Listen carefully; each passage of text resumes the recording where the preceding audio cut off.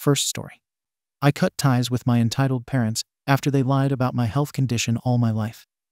Then mom started harassing me, demanding to come back, now enrolled in my class, and stalked me, so I exposed her harassing and got her kicked out. Now she committed self-harm, and dad was blaming me. I'm using a throwaway account because I have family on Reddit. Ever since I was a little girl, my parents have told me that I am allergic to both milk and chocolate. The story goes that I broke into severe hives on my very first Halloween. My mom had given me some milk chocolate, and I had to be rushed to the hospital with hives and breathing problems, where I was diagnosed with both chocolate and milk allergies. Ever since then, I have never been allowed to eat anything containing chocolate or cow's milk. Over the summer, one of my college friends from out of state invited me to come stay with her for a few weeks. While I was in her state, I decided to use the opportunity to visit my grandmother, who I haven't been able to see since I was a young child. My aunt was thrilled to see me, and we spent a whole day hiking and just catching up. When we stopped for lunch, my aunt pulled out some granola bars, but they had chocolate in them, so I couldn't eat them. I told her that I was allergic to chocolate, and she was stunned. My aunt told me that I have never been allergic to chocolate, and that my mom was lying to me. She told me the story of how I had gotten ill from daycare, and my mom had tried to sue the daycare owner for some stupid reason that no one was sure of. My mom was pissed off because she thought the daycare owner was flirting with my dad, and she wanted to get the daycare shut down. My mom then invented the story about me and the chocolate at the Halloween party. She made sure not to tell the daycare about the fake allergy, and then waited for the daycare to feed me food with chocolate in it so that she could sue. When that didn't work, my mom then invented a story about me being allergic to milk. When Aunt tried to call her out on it, my mom stopped speaking to her, and that silence has continued until the present. Needless to say, I was stunned. I wanted so badly to believe that my mom was telling the truth, and that my aunt was lying. I waited until we got back to my aunt's house, and I took a bite of one of the granola bars, and I was not allergic at all. I was very upset and decided to call my dad. Our conversation was so crazy and out of nowhere that I don't know what else to do but type it out. The conversation went like this. Me. Dad, were you aware that I am not actually allergic to chocolate and milk like you and mom have told me? Dad, don't be ridiculous. You've never been able to eat chocolate without a reaction. Why would we make that up? I'm not trying to accuse you of making it up. I was just asking if you were aware that I do not have the allergy. I just ate some chocolate, and I didn't have any reaction to it. Did I ever get any allergy test done? Dad, I will have to ask your mother. I am upset that you are trying to call us liars over this. When did I say anyone was lying? What are you talking about? My mom then jumped into the conversation speakerphone. Mom. Honey, don't you remember that you had hives at your 10th birthday party? Your friend had given you a Tootsie Pop, and you were allergic to the chocolate. Me. Mom, I never had a 10th birthday party, and I don't know what you're talking about. I was just curious if I ever had a real allergy test done for chocolate, because I was just able to eat some without a reaction. I'm just trying to figure out if I can eat chocolate or not now. Mom, I don't know why you need to know if you had a test or not. You can't eat chocolate because we say you can't eat chocolate. You're being a little liar right now. How dare you say we never gave you a birthday party that year? You've always been ungrateful, and now you can't even remember the party we gave you. Me. Mom, I know I never had a 10th birthday party because I was at summer camp. Why are you trying to make me believe that I did? My mom then started screaming at me, and I just hung up the phone because it was so loud and I couldn't hear any individual words. I silenced my phone and watched as she proceeded to call me 40 times in a row. The entire time, my aunt was watching in horror. My aunt then gave me a hug and told me that this is why she doesn't have a relationship with my mother. My mom has always done this, lied to people, and then tried to convince them it was the truth. I am very upset about this entire situation. The conversation was simply one of the craziest things I've seen, and I don't know who these people are anymore. It creeped me out, and I don't think I ever want to talk to them again, or else they will try to turn on me. Am I right in wanting to cut these people out of my life? TLDR. Mom and Dad always told me I was allergic to chocolate. I went to visit an estranged aunt in a different state, and my aunt revealed my mom made it up to try to sue a daycare. I ate the food I was supposedly allergic to and was fine.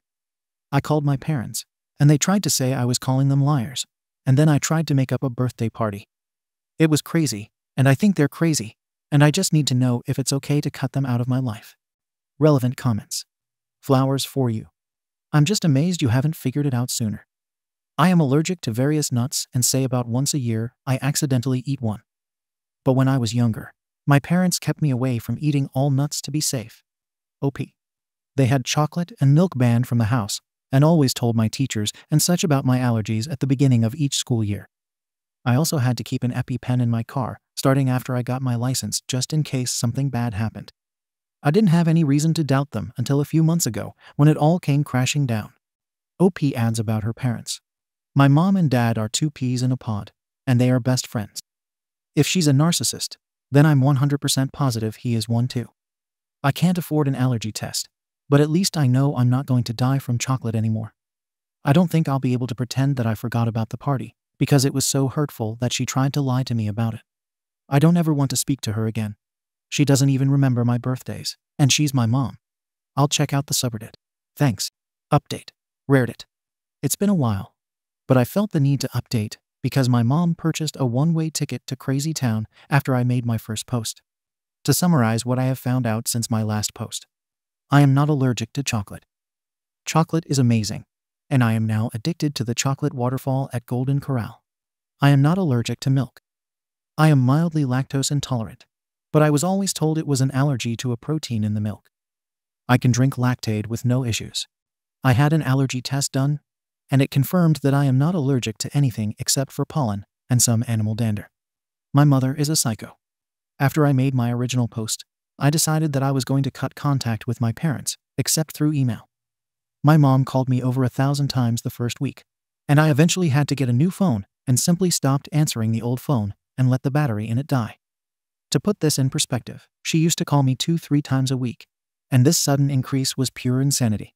Since my mom knew where my dorm room was located on campus, I requested to be moved into one of the more private dorm buildings because I was concerned for my privacy. I didn't tell anyone except my college friends about the move, and I had thought that everything would be fine. Everything was fine for a few weeks, until I got a call from one of the adjunct professors to help tutor one of the new students. My school has a master tutor list, and any student can call the tutors and arrange for help for free. Our tutors are paid by the school. I told the adjunct that I would meet the student in the library in a few and grabbed my books and walked over to the library. Lo and behold, the new student was my mom. My mother decided that she would enroll in classes as a student in order to contact me. When I saw her, I froze and immediately tried to leave the library, but she followed me outside and wouldn't leave me alone. I eventually managed to duck into one of the fraternity apartments and was able to lose her, but she has been basically stalking me on campus ever since. I tried to report her to the school, but the campus police told me that since she never made any threats, there's nothing I can do. I tried reporting her to the normal police as well, but was told the same thing. My mom has not left me any voicemails or texts or anything at all that I can use to prove what she's doing.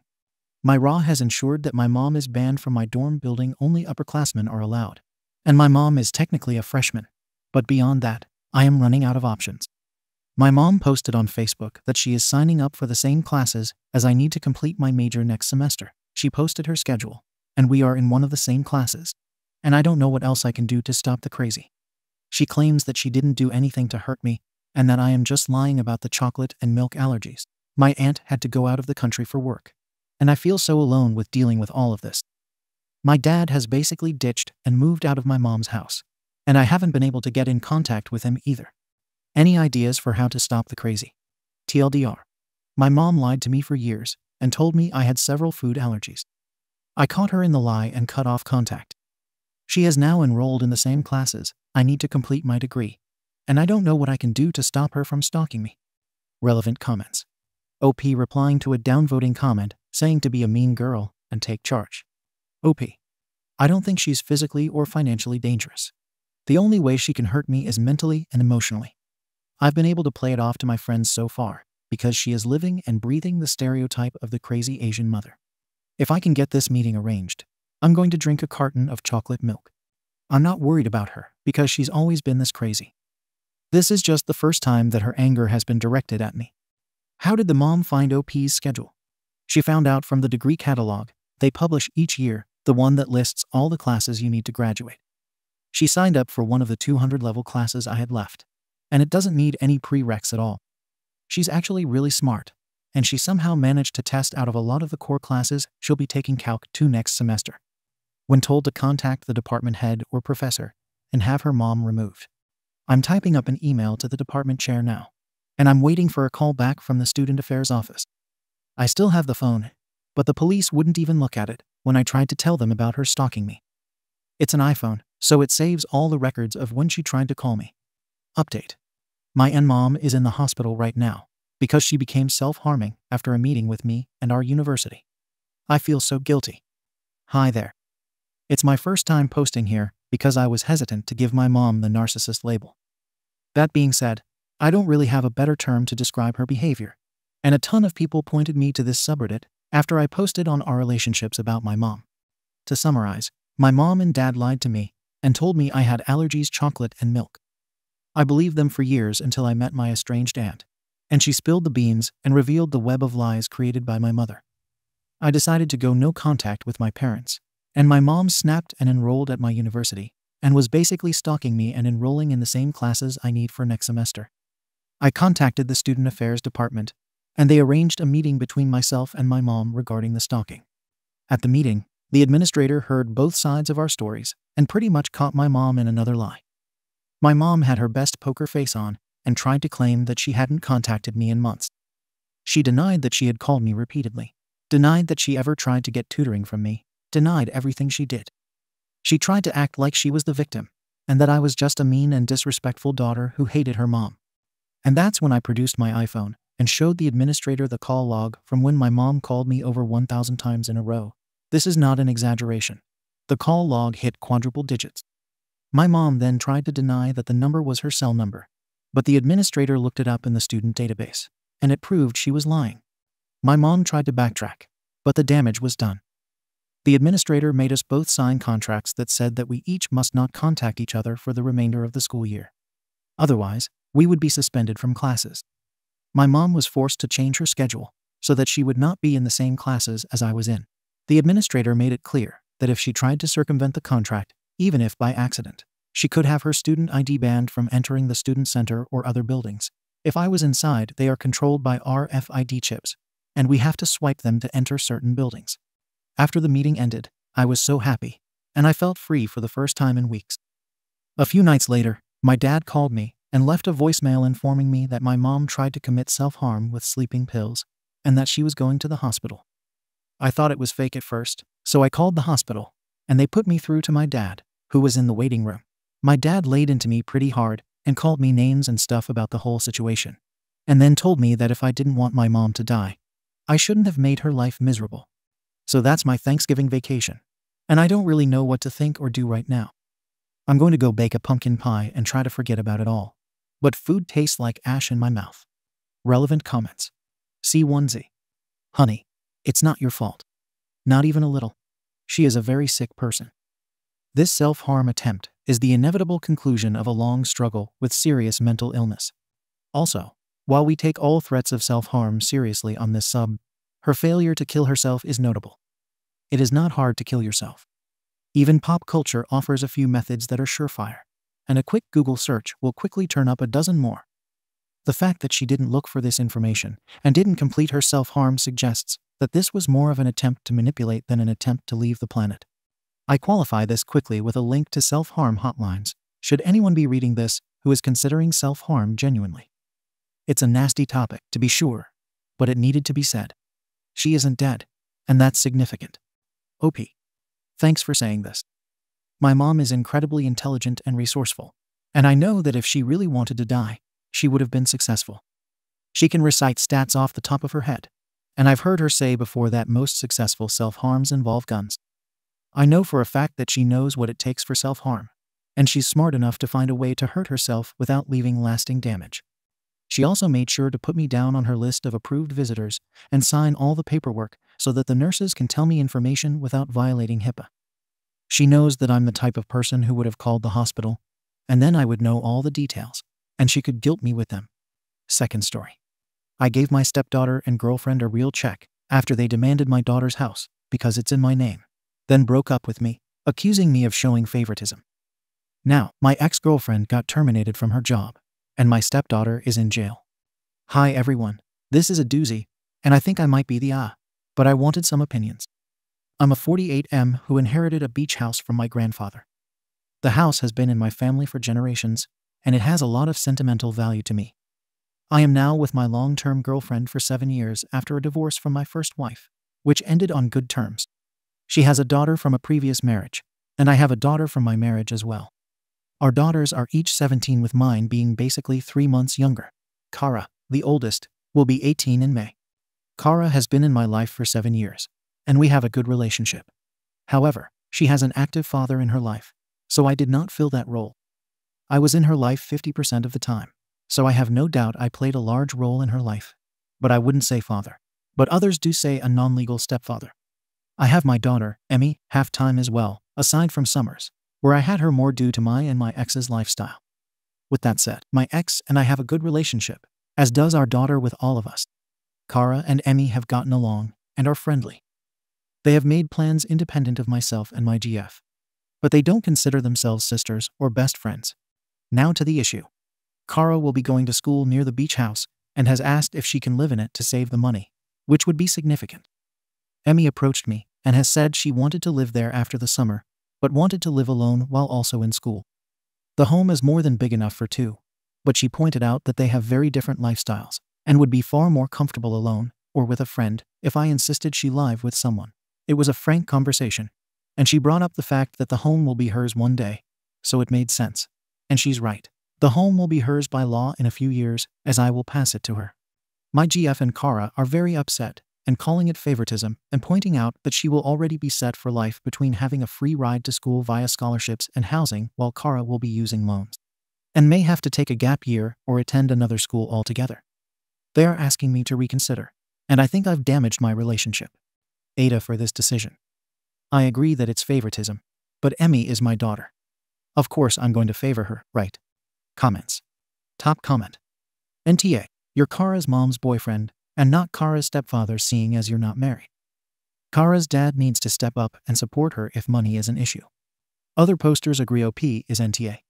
This is not in any way favoritism because you aren't married and you do not share assets. You haven't legally adopted Kara, and the house isn't some asset the girlfriend will ever be entitled to. Girlfriend and Kara are acting entitled and are 100% in the wrong. I would put the house in your daughter's name as soon as she turns 18 and let them know you have no say in what she chooses to do with her property. Again, they were never entitled to any part of this lake house. Exactly. Since it is mentioned that her biological dad is actively in her life, chances are that neither Kara's mom nor dad have that kind of money. But that doesn't change the fact that the daughter who is in line to inherit that house doesn't want to live there with Kara, and apparently has non-petty reasons for that wish. OP is NTA. But this might still be the end of the relationship. She's not trying to steal inheritance. She's trying to get help from someone who's been in her life for like half-third of her life. He may not have married her mom yet, but he has been dating her for like 7 years. Fence-sitting posts.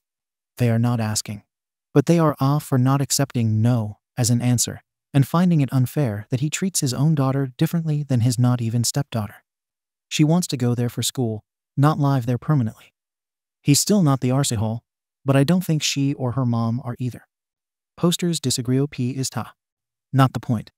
OP has the ability to help Kara out. A child whose life he's been in for 7 years, whose mother he is dating at little cost to himself. The girls living together as a roommate situation during school is hardly uncommon, and learning to deal with and live with people who live different lifestyles and whatnot is a valuable skill. I have to go against the mob here and say YTA. OP. It's still your house, not your daughter's. You've admitted that the area is barely affordable for a middle-class family, let alone a student, and that neither your partner nor her ex would be able to contribute enough financially to make finding secure housing feasible. Ultimately, it's your call to make.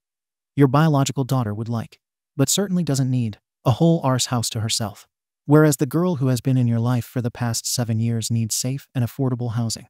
Give in to your biological daughter's demands, and you'll be showing your partner exactly how much she and hers mean to you. Very little. This could be a relationship killer. Update post. I spoke to Emmy and her mom and let them know where I stood, and that was beside Emmy, but I also felt that Kara and her mom deserved a genuine conversation. The conversation was this past Friday. The talk started out okay. Obviously, there were some emotions, But I started the conversation by telling everyone there would be no yelling, and tears would not be used to influence anyone. After it was all said, and we began, I just proposed the situation as, this is a second home that I own fully and outright. It will be Emmy's fully legally and in name in a few years. But as of today, it is mine. However, like the house, Emmy is mine and my responsibility. No one but us is entitled to it. And make no mistake, Emmy is indeed entitled to it. It may not be fair in your eyes, but it is what it is. Emmy, I can see why they may think it's selfish, as the house can accommodate you both. But I will support whatever you want to do. This is not a discussion to change your mind, but to better understand it. It started pretty bluntly with Emmy and her mom saying they didn't understand why she didn't want her to live there, as this would dictate a huge part of her future. The answer was half expected, and the other half was hard for everyone to swallow. Emmy said she didn't trust Kara to actually focus on school and not make the home into a party house. She pointed blank and asked Kara if she could actually accept not having guests over.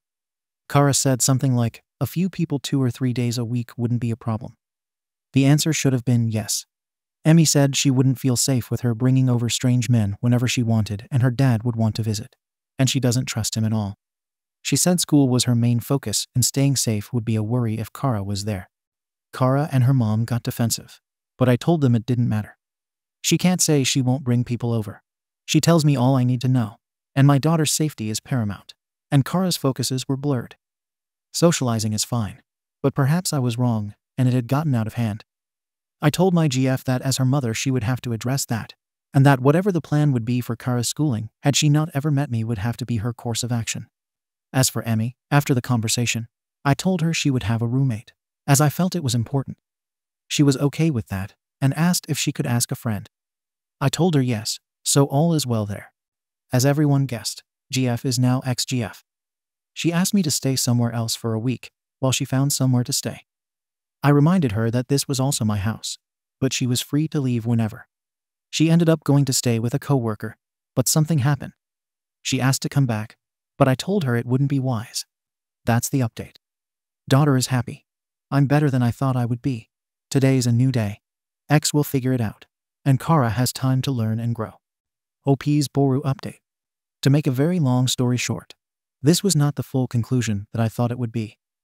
I'm not super familiar with Reddit, and I thought that update was deleted or not posted by the moderators. Kara is now in jail. She was picked up in a stolen Kia by some friends, and they used the car to break into a pawn shop. I couldn't tell you what was stolen or how much was stolen, but some football cards were taken, and I guess they were worth more than the car and building damage. I understand people will say a lot about this, but I can honestly say she never did anything remotely like this. The worst I think I saw her do was break a dish on purpose when she was 13. My ex. Well, she's living at a shelter now. She was not cheating on me, and I never thought she was. That was just people making leaps. Unfortunately, the woman she was living with asked her to join her and her husband for activities after moving in. She felt she had to do it for a place to live, and she regretted it.